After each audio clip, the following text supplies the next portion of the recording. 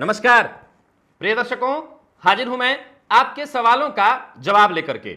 बड़ी संख्या में आप सभी दर्शकों के प्रश्न मुझे प्राप्त हुए हैं और एक से बढ़कर के एक प्रश्न प्राप्त हुए हैं। आइए बिना समय गंवाए एक एक करके आपके प्रश्नों का जवाब देना प्रारंभ करता हूं। कार्यक्रम के प्रारंभ में एक छोटी सी जानकारी मेरी तरफ से ले लीजिए। पूजा पाठ से संबंधित, सनातन धर्म से संबंधित प्रायः मैं प्रयत्न करता हूं कि कुछ छोटी जानकारी जो आपके काम आ सके, ऐसी जानकारियां आपको प्रदान करूं।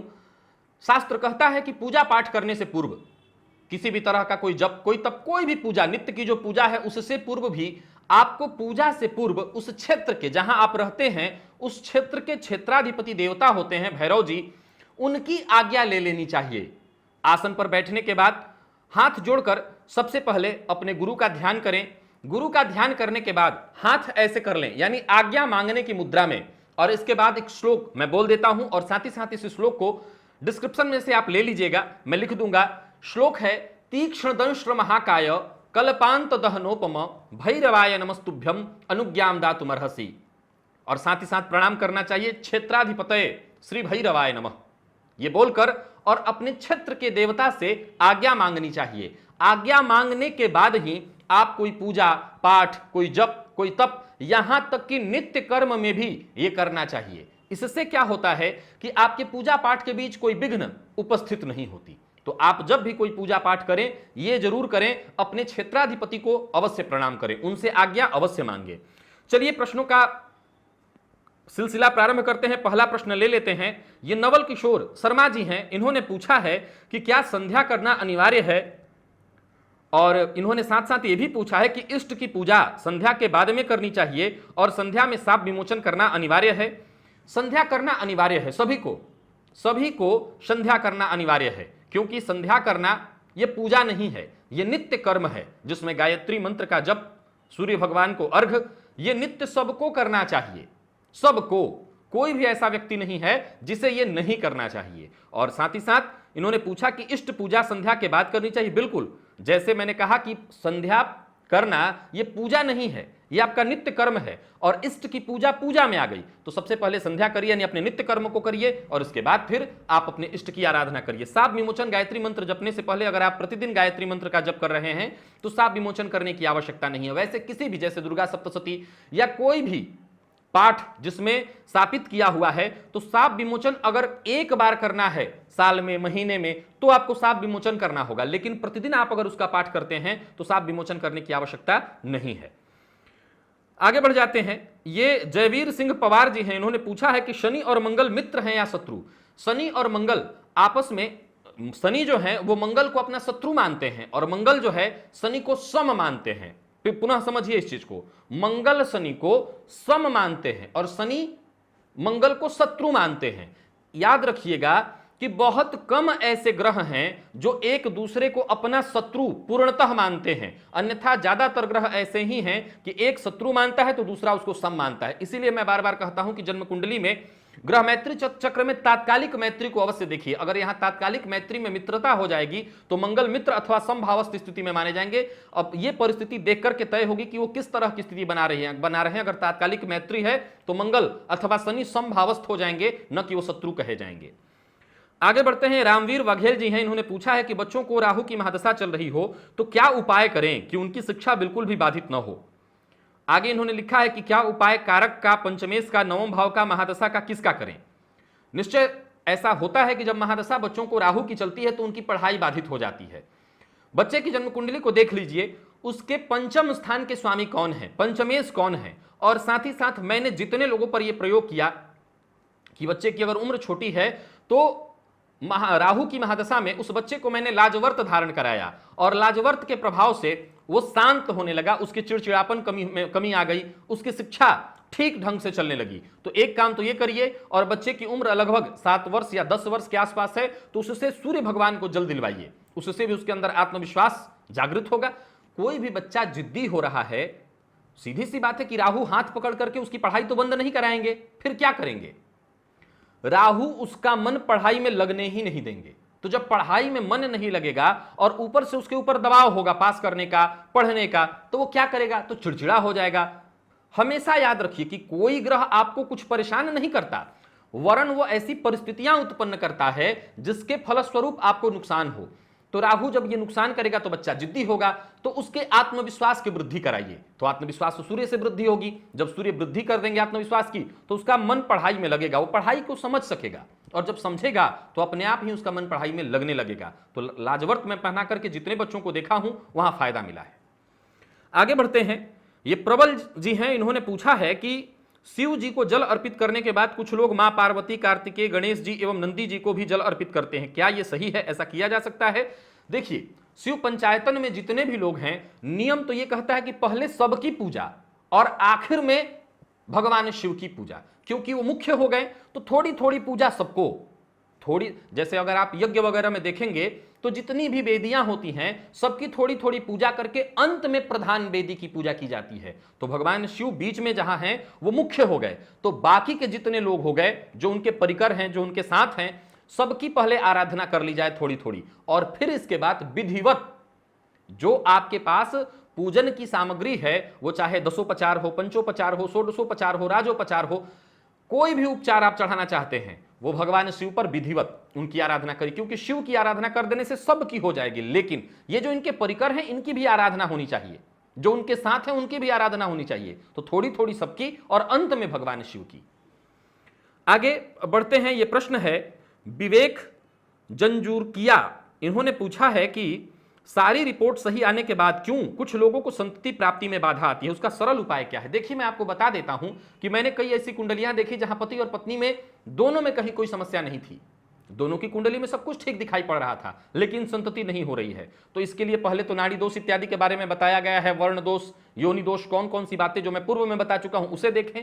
इसके बाद जन्म कुंडली में स्त्री और पुरुष दोनों की कुंडली में गुरु को देखना अत्यंत आवश्यक है। 100 में से लगभग 80 कुंडलियों में मैंने पाया कि गुरु का संबंध जब नहीं बैठ रहा है तो सब सुख सब कुछ ठीक होने के बावजूद संतति नहीं हो रही है। यानी कि पुरुष की कुंडली में मान लीजिए कि गोचर से गुरु, मैं कल ही गोचर के बारे में बताया था, आज गोचर को आपको समझा रहा हूं कि पुरुष की कुंडली में मान लीजिए कि गोचर से गुरु इस समय 9वें भाव में चल रहे हैं, सप्तम में चल रहे हैं, लग्न में चल रहे हैं या एकादश में चल रहे हैं, तो गुरु की दृष्टि संतान भाव पर पड़ेगी। लेकिन उसी दौरान अगर स्त्री की कुंडली में मान लीजिए कि गुरु अष्टम में चल रहे हैं, सप्तम में चल रहे हैं या दशम में चल रहे हैं, इस अवस्था में गुरु का संबंध संतान भाव से नहीं होगा, तो फिर संतति में बाधा होगी। ये दोनों के लिए मैं कह रहा हूं, हो सकता है कि स्त्री की कुंडली में संतति योग चल रहा हो गोचर के गुरु से, लेकिन पुरुष की कुंडली में न बन रहा हो तो भी संतति नहीं होगी। तो इसके लिए गुरु को देख लेने की आवश्यकता है। तो जब भी विवाह कराएं, आपने पूछा उपाय क्या करें, तो जब भी पहले तो विवाह कराएं, गुरु का भी संबंध देखना अत्यंत आवश्यक है, क्योंकि संतति में गुरु बाद में फिर बाधक बन जाते हैं। दूसरा, अगर नहीं हो रही है तो फिर भगवान की शरणागति, क्योंकि आपने मेडिकल ट्रीटमेंट करा करके देख लिया, अगर वहां पर समस्या बन रही है तो भगवान की शरण में आइए। भगवान की शरण में आने से कुछ भी हो सकता है, सब कुछ हो सकता है। जहां आप हार गए हो दुनिया से, वहां भगवान की शरण में आ जाइए, वहां सफलता है। तारा जी हैं, तारा पटेरिया, इन्होंने पूछा है कि जीवन में जन्म महादशा का प्रभाव क्या सदैव रहता है या महादशा परिवर्तन के बाद उसका प्रभाव खत्म हो जाता है? जन्म की महादशा की एक अवधि होती है, उस अवधि के बाद, इसीलिए तो महादशाएं बनाई गई हैं। किसी भी व्यक्ति के जीवन काल में वर्तमान में कौन से ग्रह से वो प्रभावित है, कौन सी स्थिति उस जातक के साथ चल रही है, किस तरह की परेशानी वो झेल रहा है, इसके लिए महादशाओं का निर्माण किया हुआ है। तो जन्म के समय में जातक को कोई मारक स्थिति नहीं है, कोई उसके स्वास्थ्य के साथ समस्या नहीं है, तो इसके लिए वो जन्म की महादशा, इसके बाद के समय में वो जो महादशा चल रही होगी संपूर्णतः उसी का प्रभाव देखा जाएगा। लेकिन सपोज कीजिए, विचार कीजिए कि मान लीजिए कि कोई बच्चा अपने जन्म के समय में जिस महादशा में चल रहा था वो महादशा उसके लिए मारक थी। मारक का अर्थ हमेशा मृत्यु नहीं होता, मृत्यु अथवा मृत्यु तुल्य कष्ट भी होता है, और उसी दौरान उस बच्चे का कोई एक्सीडेंट हो जाता है, कोई अंग भंग हो जाता है, तो भले बाद में वो घाव भर जाए, लेकिन उस घाव की निशानी तो बाकी रह जाए। कोई अंग भंग हो गया, कोई अंग कट गया, तो जीवन पर्यंत महादशा कोई भी हो, प्रभाव तो उसका झेलना हो पड़ जाएगा। लेकिन अगर सामान्य परिस्थितियों में, ये तो एक विशेष परिस्थिति होगी कि कोई अंग भंग हो जाता है, कोई दुर्घटना हो जाती है, पोलियो हो जाता है, या इस तरह की कोई समस्या हो जाती है, तो उसका प्रभाव तो जीवन भर ही झेलना होगा। लेकिन अगर ऐसी कोई बात नहीं तो मैं आपको बता दूं कि उस महादशा के बाद अगली जो महादशा होगी सदैव उसका प्रभाव होगा। ये प्रशांत पांडे जी हैं, इन्होंने पूछा है कि वैवाहिक जीवन से कलह दूर करने का उपाय बताइए। आप चाहते हैं दूर कराना या स्त्री आपकी, कौन चाहता है? अगर दोनों चाहते हैं आप, तो सबसे पहले तो आपको बता दूं कि एक दूसरे को समझने की आवश्यकता है, कलह होता क्यों है यह जानने की आवश्यकता है। आप उपाय 50 कर सकते हैं, लेकिन इन 50 उपायों से कलह दूर नहीं हो सकता, क्योंकि ये मतभेद, मैं हमेशा बताता हूं कि जन्म कुंडली में जो सप्तम भाव है, यानी कि जो लग्न है और उससे ठीक सातवीं जो राशि है वो विपरीत राशि है, यानी आपके और आपके पत्नी का स्वभाव एक हो ही नहीं सकता। एक हो जाएगा तो फिर आप लोग उत्पन्न क्या करेंगे, इस सृष्टि को देंगे क्या। इस सृष्टि को देने के लिए आपके स्वभाव में भेद होना ही होगा, और स्वभाव में भेद है तो मतभेद होगा ही होगा। लेकिन ये मतभेद कलह में परिवर्तित हो रहा है तो ये ठीक नहीं है। इसके लिए जरूरी है कि अगर आप मुझसे पूछ रहे हैं तो मैं आपसे कहूंगा शांत हो जाइए।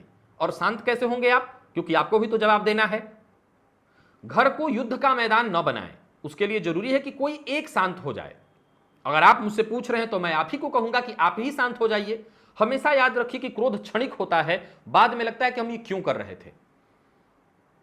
फिर भी अगर आपको और शांति करने का रास्ता चाहिए, भगवान शिव पार्वती सहित जहां हो उनकी आराधना करने से दाम्पत्य जीवन में अनुकूलता आती है।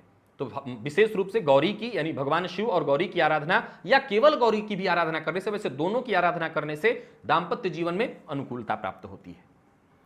यह प्रश्न पूछा है अभिषेक कुमार वर्मा जी ने पूछा है कि रोज की पूजा में बीज मंत्र का जप कर सकते हैं या नहीं। बिल्कुल कर सकते हैं। आप अगर बीज मंत्र का जप करना चाहते हैं तो प्रतिदिन के पूजन में बिल्कुल आपको एक कोई भी बीज मंत्र चुन लीजिए, किसी भी भगवान का बीज मंत्र चुन लीजिए, दुर्गा जी का चुन लीजिए, गणेश जी का चुन लीजिए, हनुमान जी का चुन लीजिए, किसी का भी एक बीज मंत्र चुन लीजिए और उस बीज मंत्र का जप करिए, जरूर करना चाहिए। इन्होंने पूछा है कि गुरु का शुभ फल पाने के लिए सबसे आसान और असरदार उपाय क्या है।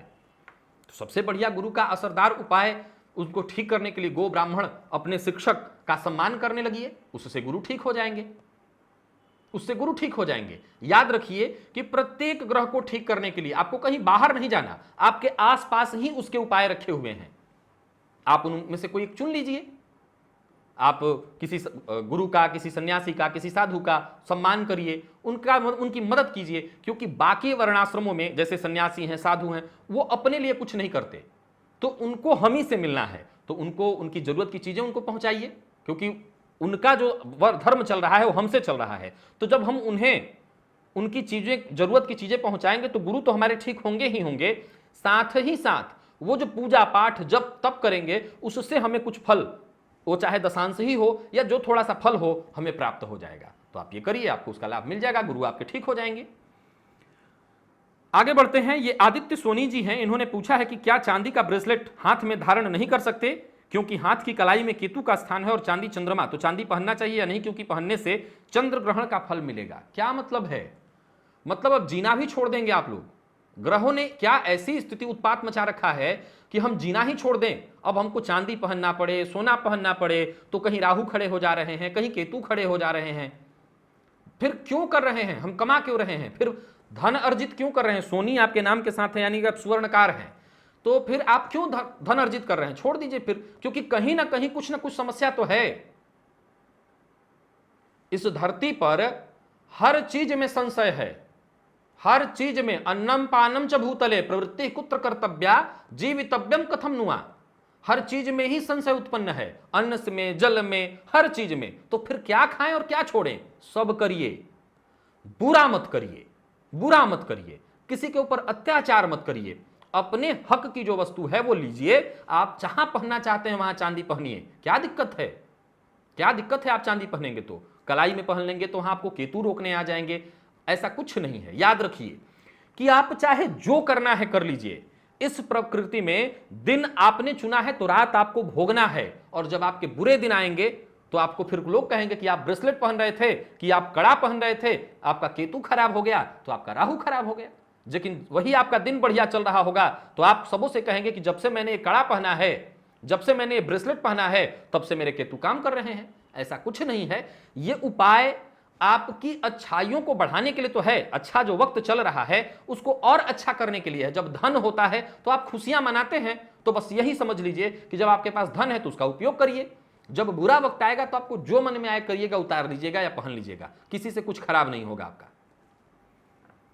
आगे बढ़ते हैं। ये श्रेयांश जी सिंह जी हैं, इन्होंने पूछा है कि वक्री ग्रह का रत्न धारण किया जा सकता है अगर आपकी कुंडली में वो वक्री ग्रह बहुत अच्छा रिजल्ट देने वाला है। अगर वो बहुत अच्छा रिजल्ट देने वाला है और उससे ही आपके काम बन रहे हैं तो आप धारण कर सकते हैं, अन्यथा मैं कहूंगा कि धारण करने से बचिए। कई बार उसके प्रभाव ठीक नहीं मिल पाते तो उसमें कई नुकसान हो जाते हैं, तो बचिए रत्न धारण करने से उसके। इसके बाद अगला प्रश्न मैं ले लेता हूं, ये प्रतिपाल सिंह भंडारी जी हैं। इन्होंने पूछा है कि शुक्र दानव के गुरु हैं तो उनको क्यों शुभ ग्रह माना जाता है? हमारे ही बीच तो मानव, देव और राक्षस गण पाए जाते हैं। आपने जन्म कुंडली में गण इत्यादि देखा होगा तो राक्षस गण हमारे बीच ही होते हैं, तो वो अलग नहीं होते। ये ग्रह शुक्राचार्य सबसे ज्यादा ज्ञान के कारकों में से एक हैं, ये भोग के कारक हैं। चूंकि उनको दानव का की संज्ञा दी गई। आज के समय में जरा देखिए, ज्योतिष को बनाने वाले, इनको जानने वाले वो लोग कौन थे? वो लोग सात्विक, वो लोग केवल अपना सब कुछ त्याग कर समाज के हित के लिए काम करने वाले थे। तो उनके नजर में धन का भोग करने वाला धनवान, उनकी महत्ता क्या थी? सोचिए, उनको धन से कोई लेना देना ही नहीं था, उनको सुखों से कोई लेना देना नहीं था। उनकी नजर में इस सृष्टि में रहते हुए अपने कर्तव्य को जानते हुए उस प्रकृति तक पहुंचना, उस प्रकृति को जानना और फिर अंत में उसमें समाहित होना, यही उनका कार्य था। तो उनकी नजर में ये धन वैभव भोगने वाले भी दानव के समान ही थे। अब सवाल उठता है कि जैसा मैंने क्या कहा कि राक्षस गण के इंसान, देवगण के इंसान, मनुष्य गण के ये गण है, तो ये हमारे ही बीच तो है। तो ये जो ग्रहों को आप देख रहे हैं ये भी कहीं ना कहीं हमारे बीच, हमारे लिए ही बनाया हुआ है। हमारे ही में आपको बृहस्पति भी मिलेंगे और हमारे में ही आपको शुक्र भी मिल जाएंगे, हमारे में ही चंद्रमा मिलेंगे और हमारे में ही आपको सूर्य भी मिल जाएंगे। सब हम में ही हैं, ये अलग कुछ नहीं है। ये बड़ा गंभीर रहस्य है और सचमुच का एक बहुत उच्च कोटि का विज्ञान है। और मैं इसीलिए बार बार कहता हूं कि वो बहुत बड़े वैज्ञानिक थे, वो बहुत बड़े वैज्ञानिक थे जिन्होंने इन सब चीजों को कथानक में जोड़ दिया, ऐसा बना दिया जैसे कथा में जोड़ दिया। एक्चुअली वो जान गए थे कि ये क्या चीज है और हमको उससे जोड़े रखने के लिए कहानियों में इसे परिवर्तित कर दिया, बस। चलिए आगे बढ़ते हैं। राघवेंद्र परमार जी हैं, इन्होंने पूछा है कि गुरु नीच घर में हो और उनकी महादशा में राहु का अंतर कैसा फल देगा? पहले तो मैं बार बार कहता हूं कि गुरु नीच के 5 डिग्री तक ही होते हैं। पहले ये देख लीजिए कि वो किस स्थिति में है। मकर राशि में वो नीच के होते हैं और मकर राशि सम राशि है और 5 अंश तक वहां पर ग्रह मृत अवस्था में, 6 अंश तक ग्रह मृत अवस्था में होता है। अतः गुरु और चंद्रमा लगभग नीच के होते ही नहीं है। ये नीच और उच्च की बात अगर आए तो ये नहीं होते हैं। अब यहां पर आपको एक बात और बता देता हूं कि राहु का अंतर जब आएगा तो राहु भी पहले देखिए किस भाव में बैठे हैं और किस तरह का फल दे रहे हैं। गुरु की महादशा में अगर गुरु बलाबल के साथ है तो राहु का अंतर भी उस दौरान, मैंने जितनी भी कुंडलियों में देखा, परेशानी उन्होंने दिया, यानी राहु ने भी परेशानी दिया, कष्ट दिया, कई तरह की समस्याएं दी। लेकिन फिर भी कहूंगा कि देखिए कि गुरु का बलाबल किस तरह का है, राहु की स्थिति किस तरह की है, राहु किसकी राशि में बैठे हैं, क्योंकि वो छाया ग्रह हैं और उस राशिपति के समान अपना स्वभाव ग्रहण कर लेंगे। हो सकता है वो गुरु के मित्र ग्रह हो तो उस अवस्था में आपको राहु का अंतर कष्ट नहीं देगा, लेकिन 100 में से 80 बार मैंने कष्ट देते पाया है। आगे बढ़ते हैं। ये गोविंद ठाकुर जी हैं, इन्होंने कहा कि मैंने मां पद्मावती स्तोत्र का 12,000 मंत्र उच्चारित मुझे करना था, इन्होंने शायद संकल्प लिया होगा, परंतु किसी अड़चन से बीच में 3 महीने बंद हो गए, क्या पुनः चालू कर सकता हूं? देखिए, अगर आपने संकल्प लिया था अगर आपने पुरस्चरण करने का या 12,000 का संकल्प लिया था, तब तो आपको प्रायश्चित्त करना चाहिए और प्रायश्चित्त के लिए अपने किसी पुरोहित जी से जाकर के मिलकर प्रायश्चित्त का नियम पूछिए। लेकिन अगर आपने संकल्प नहीं किया था, मानसिक रूप से बस कर रहे थे, तो कोई बात नहीं, क्षमा प्रार्थना करके और फिर से आप उसको शुरू कर दीजिए। वैसे प्रायश्चित्त के रूप में मैं इतना ही कहूंगा कि अगर व्यक्ति को पश्चाताप हो तो वो भी किसी प्रायश्चित्त से कम नहीं, क्योंकि मुझे लगता है कि आप कोई पुरस्चरण शायद नहीं ही कर रहे होंगे, क्योंकि 12,000 ही है मात्र ये, तो शायद ये कोई पुरस्चरण नहीं होगा। तो अगर आपने संकल्प कोई ऐसा बड़ा नहीं लिया है कठिन, क्योंकि पुरस्चरण और ऐसे किसी चीज का आप संकल्प लेते हैं उसमें बहुत सारे नियम होते हैं कि जमीन पर शयन करेंगे, स्त्री संगति नहीं करेंगे, नाखून नहीं बना सकते हैं, क्षौर कर्म नहीं कर सकते हैं, तो बहुत तरह के नियम पुरस्चरण में लागू होते हैं। तो मुझे आशा है कि अगर ऐसा आप नहीं कर रहे होंगे तो 3 महीने बाद पुनः क्षमा प्रार्थना करके फिर से शुरू कर लीजिए। आगे बढ़ते हैं। ये रतन शर्मा जी हैं, पूछा है इन्होंने कि व्यक्ति का व्यक्तित्व तो उसकी लग्न में स्थित राशि के अनुसार होगा या फिर लग्न में स्थित नक्षत्र के आधार पर होगा? इन दोनों में से किसी व्यक्ति के व्यक्तित्व का सही आधार कौन सा होगा? निश्चित नक्षरति नक्षत्र, नक्षत्र का प्रभाव हमारे जीवन काल पर बहुत ज्यादा है और निश्चित रूप से नक्षत्र का प्रभाव तो होगा ही होगा। लेकिन मैंने कहा था कि शास्त्र ये कहता है कि ज्योतिष एक ऐसा विज्ञान है जो दृष्टि को मानता है, जो देख रहा हो उसको मानता है, जो वहां दिखाई पड़ रहा है उसके प्रभाव को मानता है। एक आम व्यक्ति को आप चुनिए, देखिए, तो उसमें आपको कई तरह के उसके स्वभाव में अंतर दिखाई पड़ेगा। एक व्यक्ति का कई तरह का आप रूप आप देखेंगे, तो यही तो उसका रूप है कि नक्षत्र का प्रभाव है, उसके लग्न में बैठे ग्रह का प्रभाव है, लग्नाधिपति का प्रभाव है, कई तरह के ग्रहों का प्रभाव उस व्यक्ति के ऊपर मिलता है। एक व्यक्ति चोर भी है, वो साधु भी है, उसके अंदर चोर भी जागृत है, साधु भी जागृत। अब सवाल उठता है कि चोर का अर्थ ये नहीं है कि हर जगह वो डांका डालता फिरेगा। चोर का अर्थ है कई मामलों में वो चोरी कर लेता है, शिक्षक है, शिक्षा देने में चोरी कर लेता है, तो चोर का अर्थ यही नहीं होता। और साधु है तो ये नहीं कि साधु है तो उससे किसी पर दया नहीं आ जाएगी। तो एक ही व्यक्ति के अंदर कई तरह की बातें जीवित हैं, तो ये इन्हीं ग्रहों के प्रभाव से है। लेकिन मुख्य प्रभाव लग्नगत ग्रह अथवा लग्न के स्वामी के अनुसार होती है। लेकिन नक्षत्र का प्रभाव भी देखा जाए तो बहुतायत होता है कि क्योंकि नक्षत्र स्थिर है और लग्न के समय, विशेष लग्न की आपने बात की है, तो लग्न है व्यक्तित्व, तो उसमें कहीं ना कहीं ज्यादा प्रभुत्व व्यक्तित्व के रूप में नक्षत्र का ही माना जाना चाहिए। आगे बढ़ते हैं। यह प्रश्न राम कुमार मिश्र ये जो पूछते हैं कि जन्म कुंडली के आधार पर स्टोन पहनते हैं कि नौमांस के आधार पर। देखिए, अगर कोई स्टोन जो जीवन भर पहनना हो, जो स्टोन आपको जीवन भर पहनना है, उसके लिए जन्मांक चक्र के साथ साथ अगर नौमांस में भी उस ग्रह की स्थिति को आप देख लेंगे, समझ लेंगे और तब पहनेंगे तो ज्यादा श्रेष्ठ आपके लिए होगा। तो दोनों का मिलान करके और फिर उसके रत्न को धारण करना ज्यादा श्रेष्ठ होगा। आगे बढ़ते हैं। हितेश गुप्ता जी, क्या सूर्य देव को जल प्रत्येक व्यक्ति को देना चाहिए? शुरू में बता चुका हूं आपको कि बिल्कुल देना चाहिए। राजेश श्रीवास्तव जी हैं, इन्होंने पूछा है कि शुभ ग्रहों द्वारा स्थान परिवर्तन योग को राजयोग के समान माना गया है, क्या स्थान परिवर्तन योग तब भी शुभ फल देगा जब एक ग्रह मारक और दूसरा वक्री हो? बिल्कुल। स्थान परिवर्तन जब ग्रह करते हैं तो उनके स्थान का जो बदलाव है, वो बदलाव कारक हो जाता है और उस अवस्था में वो लाभ देने लगते हैं। लेकिन कई बार ये देखना चाहिए कि मारक होकर के वो कहां जाकर के बैठे हैं, किस भाव में वो बदलाव कर रहे हैं और बदलाव करके वो किस प्रकार का फल देंगे। कई बार अब मारक है तो शास्त्र ये भी कहता है 6वें 8वें 12वें भाव का स्वामी जहां बैठेंगे उस भाव से संबंधित जो प्रभाव है उसमें कमी ला देंगे।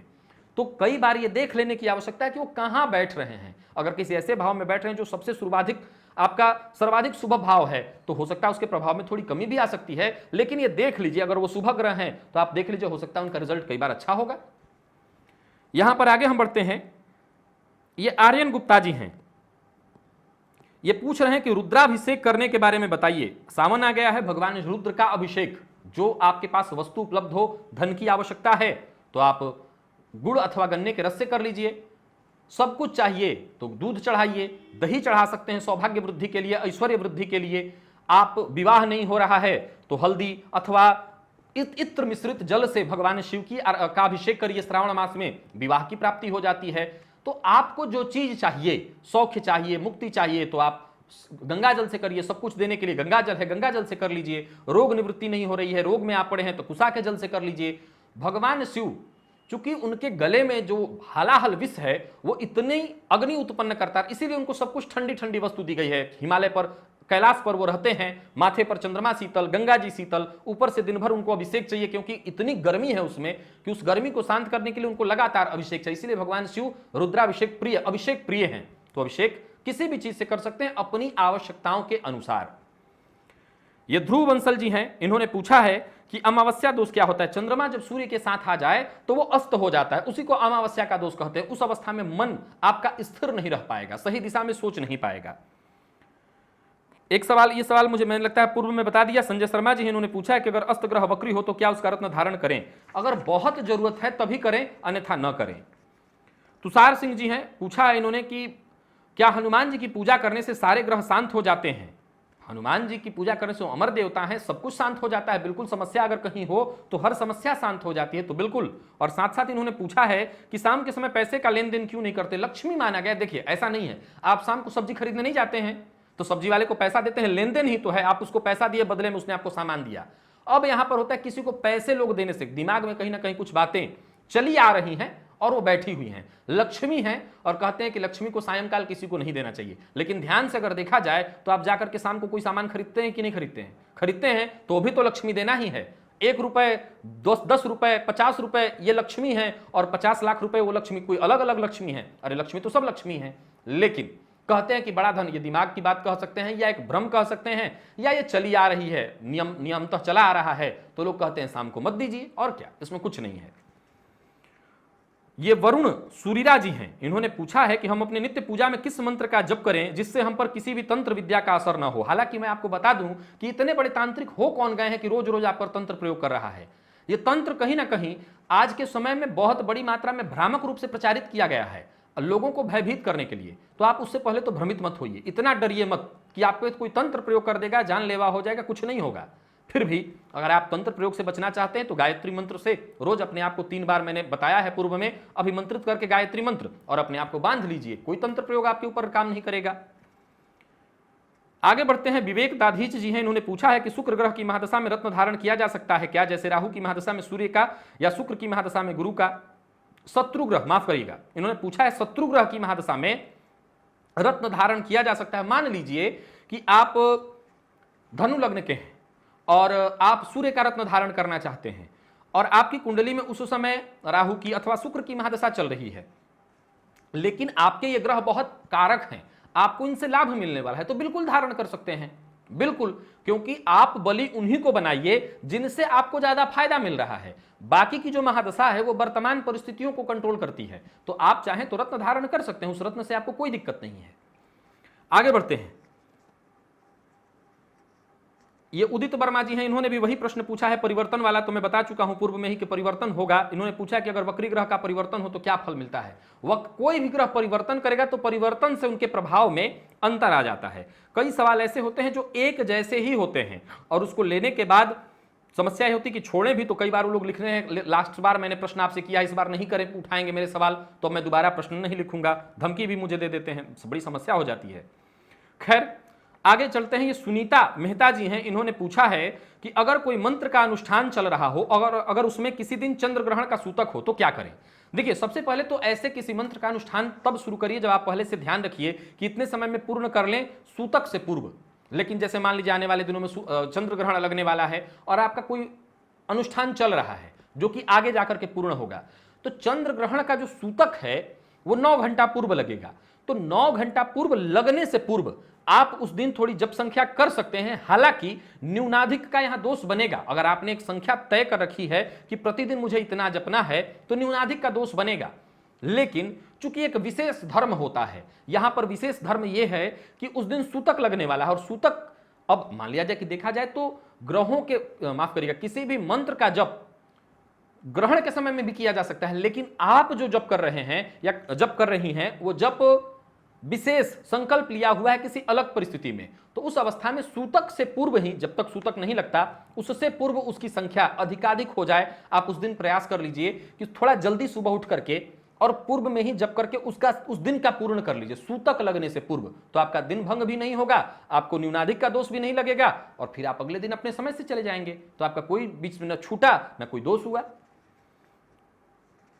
आगे बढ़ते हैं, ये प्रश्न आनंद देव द्विवेदी जी हैं, इन्होंने पूछा है कि कुंडली के अगर किसी भाव में 5 ग्रह एक साथ बैठे हों, कई सारी कुंडलियां ऐसी आ जाती हैं, सूर्य मंगल बुध शुक्र राहु एक साथ अष्टम भाव में बैठे हो, तो हम कैसे फलादेश करेंगे, कौन सा योग बनेगा और कौन सा दुर्योग। देखिए, वहां पर उस भाव में मान लीजिए कि एक इस भाव में राहु को आपने बता दिया, तो एक राहु के हो जाने से, राहु ने, अब यहां बहुत ध्यान से आपको गौर करना है, केवल सूत्र रट लेने से काम नहीं चलेगा। ये देखिए कि राहु के करीब कौन कौन है, राहु की डिग्री के करीब शुक्र है, सूर्य है, मंगल है, बुध है, सूर्य कौन है, विशेष रूप से राहु के नक्षत्र पर कौन सा ग्रह बैठा है, तो जो ग्रह राहु के नक्षत्र में बैठा हुआ होगा वो विशेष रूप से पीड़ित माना जाएगा और फिर उसके आधार पर आप दुर्योग मानिए। और फिर इस अवस्था में जहां किसी व्यक्ति की कुंडली के अष्टम भाव में ही इतने सारे, द्वादश भाव में इतने सारे या षष्ठम भाव में इतने सारे ग्रह बैठ जाएं, तो उस अवस्था में कहूंगा कि लग्न को मजबूत बनाइए, लग्नेश को मजबूत बना लीजिए। लग्न और लग्नेश को मजबूत बना करके भाव में कहीं भी ग्रह बैठे हों आप उनका रिजल्ट ले सकते हैं। आगे बढ़ते हैं, संध्या वर्मा जी ने पूछा है बार बार सपने में कुत्ते काटते हैं, क्या समझें। देखिए, स्वप्न में किसी पशु के द्वारा काटा जाना, मारा जाना ठीक नहीं है, यह परेशानियों का सूचक है। लेकिन अगर बार बार यही स्वप्न आ रहा है तो यह विचारणीय तथ्य फिर देखना पड़ेगा, यह स्वप्न कितने बजे आपको आते हैं। आप उस समय को नोट करिए और फिर यह नोट करिए कि उस समय की अवधि जो बताई हुई है, हर स्वप्न का समय मैं पूर्व में भी अपने स्वप्न के बारे में बताया हुआ हूं कि कितने समय में घटित होता है, तो जाकर के ये देखिए कि उस समय में क्या उस तरह की परेशानी आ रही है, और अगर नहीं आ रही तो उसके लिए भी मैंने उपाय बता रखा है। वाराणस्याम दक्षिणे भागे कुकुटो नाम ब्राह्मण तस्य स्मरण मात्रेण दुस्वप्न सुस्वप्न भवेत्। भगवान कुकुट देव भगवान ब्राह्मण रूपी भगवान शिव है, कुकुट नाम का स्मरण कर लेने से किसी भी प्रकार का दुस्वप्न हो उसका प्रभाव शांत हो जाता है। अगला प्रश्न उपदेश सिंह जी हैं, इन्होंने पूछा है कि भाग्येश अस्त होने पर जीवन में होने वाले प्रभाव को बताइए। देखिए, जब जन्म कुंडली में भाग्येश अस्त हो जाएं, मृत हो जाएं, तो उस अवस्था में आपके भाग्य का जो फल है वो कम होने लगता है, यानी कि भाग्य का जो प्रभाव आपको मिलना चाहिए उसमें कमी आ जाती है। तो उस अवस्था में अस्त होने पर आपको डरने की जरूरत नहीं। मैं कई बार बता चुका हूं कि अस्त है तो उसके प्रभाव में थोड़ी कमी जरूर है, क्योंकि उस अस्त केवल एक अवस्था में होगा सूर्य के कारण, तो आपको वो प्रभाव ग्रह सूर्य के साथ ही दे रहा है, तो सूर्य को बलवान बनाइए, उसके साथ साथ आपको उस भाग्येश का भी प्रभाव मिल जाएगा। हाँ, ये ध्यान रखिए कि अमृत है, अगर वो ग्रह मृत हो गया है तो भाग्य भाव पर जो ग्रह दृष्टि डाल रहे हैं उनको देख लीजिए, जो ग्रह कारक हैं और उनकी दृष्टि अगर पड़ रही है, या भाग्य भाव में जो ग्रह बैठा है उसको बलवान बना करके आप अपने भाग्य का लाभ ले सकते हैं। ये रोहन शर्मा जी हैं, इन्होंने पूछा है कि सुंदर सभ्य एवं सुशील कन्या हेतु पुरुषों को किसकी आराधना पूजन करनी चाहिए, पूजा करनी चाहिए? सुंदर, सभ्य एवं सुशील, सारे गुण चाहिए आपको रूप से। ये सारे गुण कहां ढूंढ रहे हैं, किस में? स्त्री में, बिल्कुल। इसमें ये सारे गुण हर स्त्री में होते हैं। इन गुणों को अपने उपयोग में लाने का गुण पहले आपके अंदर होना चाहिए। बुरा मत मानिए, सही है ये। हालांकि भागवत में ऐसा आया है, शास्त्रों में भी वर्णन है कि अप्सराओं की आराधना करने से सुंदर पत्नी प्राप्त होती है। मां भगवती की आराधना करिए, सुंदर पत्नी प्राप्त हो जाएगी। लेकिन सुंदर केवल रूप को आप सुंदर मानते हैं तब तो भगवान जाने, सभ्य किसको आप समझते हैं तो आप जानिए, क्योंकि सभ्य की परिस्थिति क्या है, आप किस परिस्थिति में सभ्य किसको मान रहे हैं। जिसको भी आप जैसा बनाना चाहते हैं, लड़की अगर आपके घर में किसी के घर से आई है उसको अपने अनुसार ढाल लीजिए, वो सभ्य भी बन जाएगी और सुशील भी बन जाएगी। उसको तो बनाना होता है, उसमें तो कोई बहुत बड़ी समस्या नहीं, तो आप बनाइए अपने अनुकूल। हाँ, फिर भी अगर आराधना के द्वारा पाना चाहते हैं तो अप्सराओं की सबसे बढ़िया है मां भगवती की आराधना करिए, उनसे मांगिए, वो देंगी। ये कई बार ये प्रश्न आज पूछा गया है, वर्तिका पांडे जी से मैंने केवल एक ले लिया है। ट्रांसफर करने के कारक, ट्रांसफर अगर आप देखना चाहते हैं तो उसके लिए केतु को देखना चाहिए। केतु की दशा हो, केतु की अंतरदशा हो, केतु की प्रत्यंतर दशा हो, केतु की सूक्ष्मांतर, और साथ ही साथ कुंडली के अष्टम स्थान को भी देख लीजिए, द्वादश स्थान को भी देख लीजिए। इसी से ट्रांसफर का विचार किया जाता है। ये कई प्रश्न कई लोगों ने पूछा, एक जगह मैंने ले लिया है। बालेंदु भूषण द्विवेदी जी पूछा है, शंकर भगवान की आधी परिक्रमा, क्योंकि अर्घा जो होता है उससे जल गिरता है और शिव जी के अर्घे का जो जल उसको पार नहीं करना चाहिए, उसको पार करने से दोष होता है, इसीलिए उनके अर्घे को नहीं पार करके आधा से शुरू करके आधा, यानी कि अर्घे के इस तरफ से शुरू किया और उस तरफ जाकर के समाप्त कर लेते हैं, अर्घे को पूरा पार नहीं करते हैं। क्योंकि उसको पार जब करेंगे तो शिव जी का जल जो उनके ऊपर चढ़ता है वो जाता है, बहता है, उसको पार करेंगे तो दोष लगेगा लंघन का, इसीलिए नहीं किया जाता। इसके बाद कार्तिक राव जी ने प्रश्न किया है कि शिवलिंग पर प्रत्येक दिन क्या अर्पण करें कि सभी ग्रह ठीक हो जाएं। भगवान शिव, अभी थोड़ी देर पूर्व मैंने आपको बताया कि अभिषेक, इनका भी प्रश्न मैंने इसलिए लिया था कि इन्होंने भी इसे धमकी, प्रायः ज्यादातर लोग, आप लोग धमकी, कोई बात नहीं है, बुरा नहीं मुझे लगता है, क्योंकि जहां प्रेम हो वहां ऐसी मांग होती है कि अब इस बार नहीं लेंगे मेरा सवाल तो मैं अब कभी सवाल नहीं दूंगा। तो आपके लिए मैं, हालांकि इसका जवाब पूर्व में दे चुका हूं, लेकिन आपका नाम शायद आपको सुनना था। तो भगवान शिव की आराधना विशेष रूप से अभिषेक उनका करना चाहिए, अभिषेक उनका नित्य करिए। शिव जी को एक लोटा जल ही तो चाहिए और कुछ नहीं चाहिए उनको। आशुतोष हैं, आशुतुष्यति, यानी जो बहुत जल्दी शीघ्रता से संतुष्ट हो जाए, तो उनको एक लोटा जल चढ़ा दीजिए, उसी से सारे ग्रह शांत हो जाएंगे। अब आखिर में और एक दो प्रश्न ले लेता हूं। प्रवीण मिश्र जी हैं, उन्होंने पूछा है कि यदि लग्न की डिग्री अस्त अथवा मृत हो तो उसका प्रभाव और उपाय क्या होना चाहिए। तो उसके प्रभाव के लिए पहले लग्नेश को भी देख लीजिए। लग्न अगर कमजोर पड़ रहा है तो लग्नेश को देखिए, लग्न पर किनकी दृष्टि पड़ रही है उसको देखिए, और फिर उनमें से सबसे ज्यादा जो कारक, एक मुख्य ग्रह चुनाव करने की विधि मैंने बता रखी है, उस मुख्य ग्रह का चुनाव करके अगर मजबूत आप बना लेते हैं उससे, तो भी आपका काम चल जाएगा। एक और प्रश्न आखिर में ले लेता हूं। ये पुष्कर मिश्र जी हैं, इन्होंने पूछा है कि किसी भी कवच, पंचमुखी हनुमान दुर्गा वाचने की विधि, सावधानी, संकल्प के प्रावधानों के बारे में बताइए। क्या कवच को भी सिद्ध किया जा सकता है? जपात सिद्धि, किसी भी तरह का जप तप आप जो भी करते हैं उसको सिद्ध किया जा सकता है। अब सबसे पहले आपको यह जान लेने की आवश्यकता है कि आप किस तरह से उसका अनुष्ठान करना चाहते हैं। अगर आप संकल्प लेकर के उसको आखिर तक उसका पुरस्चरण करना चाहते हैं तो उसके लिए बहुत सारे नियम हैं। आप उसके जो जप है, किसी भी तरह का कवच पाठ अगर आप कर रहे हैं तो उसमें आप भूमि सैया करेंगे, क्षौर कर्म नहीं करेंगे, स्त्री संगति नहीं करेंगे, एक बार भोजन करेंगे, फलाहार पर रहेंगे। लेकिन ये तो हो गया एक पुरस्चरण की विधि, नियम। अगर आप अपने गृहस्थ आश्रम में रहते हुए बाकी सारे कर्मों को करते हुए अगर इसका अनुसरण करना चाहते हैं तो वो फिर सरल है। उसमें आपको बस इतना ही करना है कि आप संकल्प रोज लीजिए और रोज नियम पूर्वक उसका जब तब पाठ करिए। संकल्प रोज ले लीजिएगा, कोई दिक्कत नहीं होगी। लेकिन अगर आप पुरस्चरण करेंगे, नियम पालन पूरा उसमें होगा और सारा नियम आपको पालन करना होगा। तो अगर उस अवस्था में करना चाहते हैं तो फिर आपको किसी गुरु से दीक्षित होना चाहिए। गुरु से दीक्षित होकर के फिर उस नियम के अनुसार करना चाहिए। अन्यथा आप सामान्यतया किसी से पढ़ करके भी आप इन मंत्रों का गृहस्थ आश्रम में सारा काम करते हुए इसका पाठ पूजा आप कर सकते हैं। प्रिय दर्शकों, समय बहुत हो चुका है। आज के लिए बस इतना ही। जितना हो सका मैंने अधिकाधिक प्रश्न लेने का प्रयत्न किया। अभी भी कई सारे प्रश्न हैं जिनको मैं छोड़ दे रहा हूं और आगे चल करके फिर इन प्रश्नों को अगले सप्ताह प्रयत्न करूंगा कि शामिल किया जाए, या फिर अगर इतनी बड़ी संख्या में सवाल आ जाते हैं तो फिर छूट जाता है, तो आप प्रयत्न कीजिएगा अगले सप्ताह अपने सवाल दे दें। आज के लिए बस इतना ही, इजाजत दीजिए। नमस्कार।